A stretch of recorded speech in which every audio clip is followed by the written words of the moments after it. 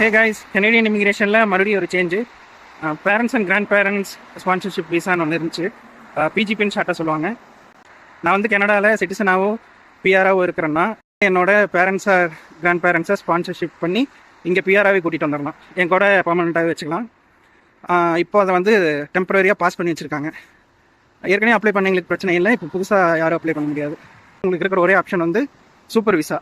But அதில் நிறைய disadvantage இருக்குது. என்னென்னா பிஜிபியில் வர்றப்போ அவங்க பிஆர்ஏ வருவாங்க.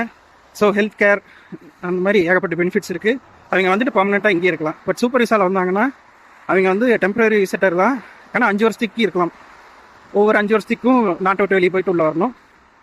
அண்டு ஹெல்த் கேர் வந்து ஃப்ரீ கிடையாது. அவங்க வந்து ப்ரைவேட் இன்சூரன்ஸ் தான் எடுக்கணும். மோஸ்ட்லி எல்லா parents and grandparents senior சிட்டிசன்ஸாக தான் இருப்பாங்க. ஸோ ஹெல்த் கேர் எல்லாமே இங்கே எதுவுமே பண்ண முடியாது. இந்த சேஞ்சஸ் எதனால் கொண்டு வந்தாங்கன்னா பிஆர் வாங்குற ரேட்டை வந்து 20% குறைக்கணும்னு சொல்லி அதுக்காக இன்னும் என்னவெல்லாம் பண்ண போகிறாங்களோ பார்ப்போம்.